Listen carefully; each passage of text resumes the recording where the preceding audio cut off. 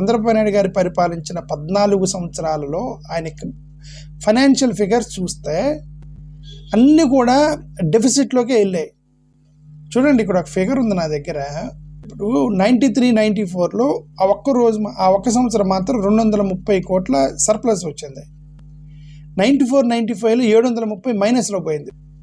95-96లో 740, 96-97లో 3200 కోట్ల రూపాయల నష్టం, 97-98లో 700, 98-99లో 2680, 99-2000లో 1230 కోట్ల నష్టం, 2021లో 3600 డెఫిసిట్, 2001-2లో 2880 డెఫిసిట్, 2003-4లో 2960.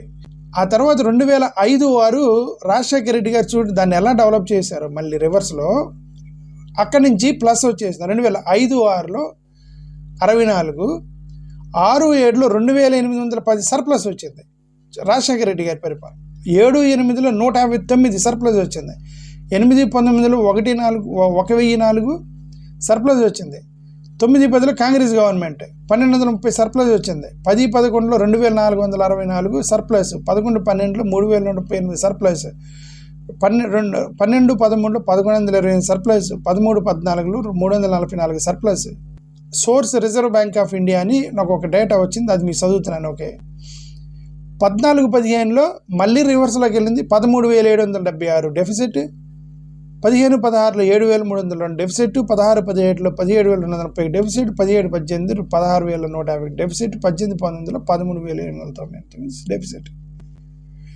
93 నుంచి 2019 వరకు చూస్తే ఎక్కడెక్కడ చంద్రబాబు నాయుడు గారి పరిపాలించే మొత్తం మైనస్లోకి వెళ్ళాయి. దీన్ని సంపద సృష్టి అంటారా?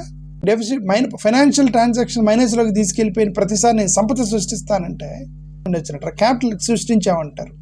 ఆ లెక్కలు చూసినా సరే ఇక్కడ బొక్కలే ఉన్నాయి. ఓకే, 2014-15 నుంచి 2018-19 మధ్యలో చూస్తే ఆ క్యాపిటల్ ఎక్స్పెండిచర్కి యావరేజ్ 15,227 కోట్ల రూపాయలు అయితే యావరేజ్ గురించి చెప్తున్నా. జగన్ గారి ప్రభుత్వంలో 17,757 అంటే జగన్మోహన్ రెడ్డి గారి క్యాపిటల్ ఎక్స్పెండిచర్ ఎక్కువ పెట్టారు చంద్రబాబు నాయుడు గారితో పోలిస్తారు.